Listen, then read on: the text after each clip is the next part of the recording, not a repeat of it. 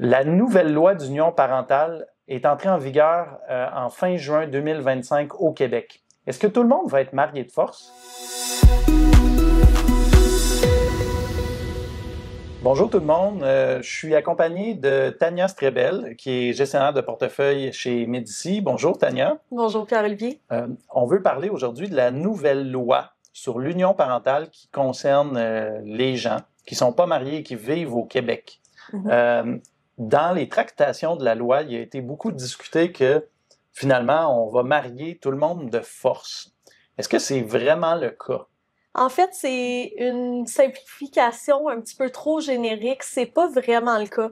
Dans le fond, les nouvelles règles concernant l'union parentale, ça l'affecte seulement les gens qui ont eu un enfant ou qui ont adopté un enfant depuis le 30 juin 2025.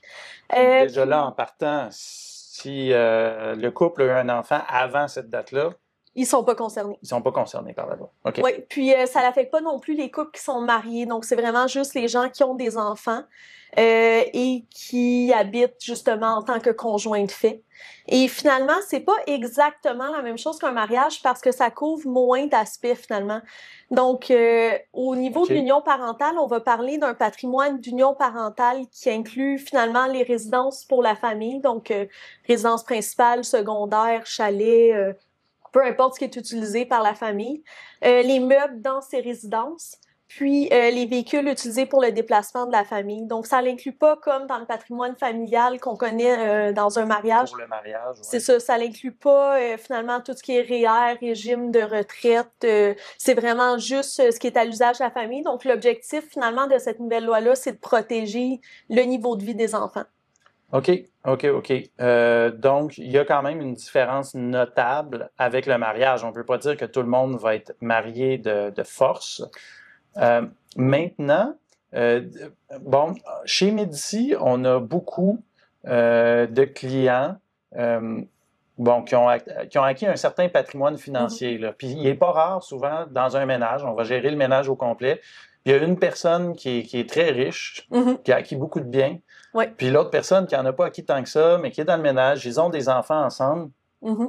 Est-ce qu'il y a des choses importantes que ces gens-là à la maison doivent savoir avec l'introduction de cette loi-là? Je pense que la chose la plus importante à comprendre dans le nouveau régime, c'est que le patrimoine commence au moment de la naissance ou de l'adoption de l'enfant. Donc, ce qui a été acquis finalement avant l'union parentale, ça reste quand même le bien de la personne. Donc, quelqu'un qui aurait acheté une maison à 100% à son nom, qui habite avec son conjoint, ses enfants, si jamais il y a une rupture, c'est quand même sa maison. C'est juste que si jamais il y a l'achat de nouveaux véhicules, nouveaux meubles, là, ça devient finalement, ça vient faire partie du fameux patrimoine d'union familiale. Donc, ça fait en sorte que tout ce qui est accumulé après la naissance ou l'adoption de l'enfant, ça vient un peu en bon québécois dans le pot partageable. OK. Donc, c'est juste de faire attention si jamais il y a vraiment une différence dans les actifs au moment du début de l'union. C'est possible de faire un inventaire pour s'assurer vraiment que ça soit clair si jamais il y a une séparation, ce qui appartient à l'un à l'autre.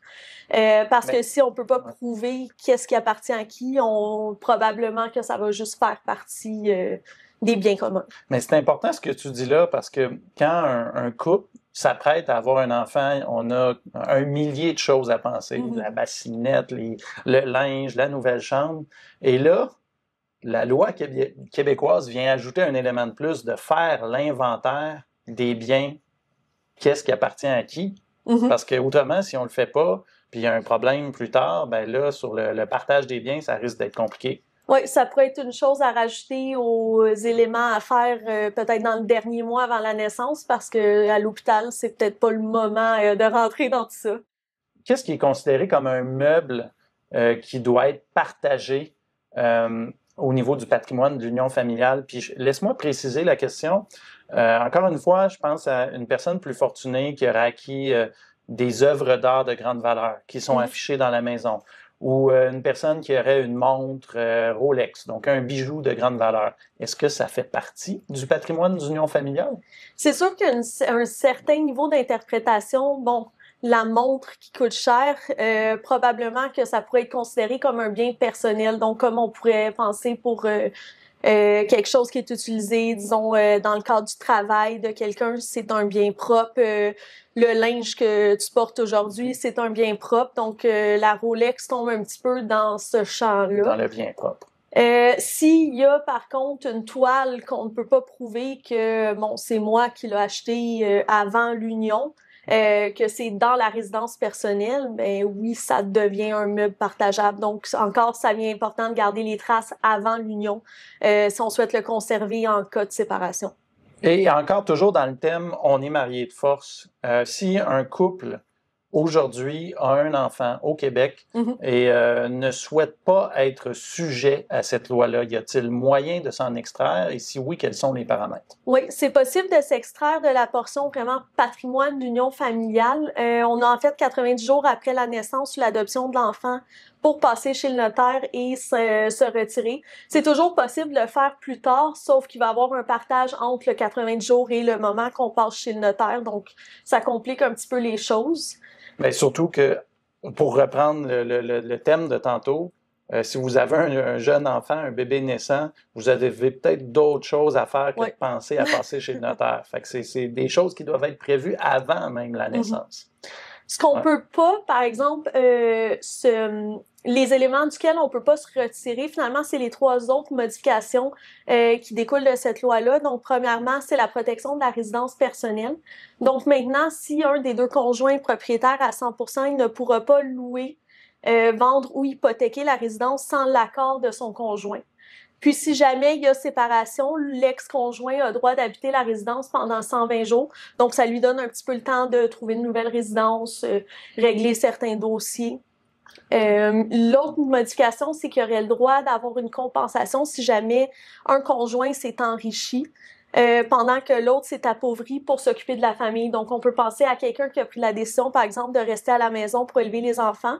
Maintenant, c'est ça. Maintenant, là, il y a recours à avoir un certain montant pour pouvoir recommencer sa vie finalement de son côté. Puis la dernière modification pour les gens qui n'ont pas de testament. Si jamais il y aurait un décès, donc si Pierre-Olivier, tu as un enfant demain matin, qui t'arrive quelque chose, mais ta conjointe aurait droit à 1/3 de l'héritage s'il n'y a pas de testament. Alors qu'autrement, sans la loi, le conjoint n'avait rien. Pas marié aurait rien eu.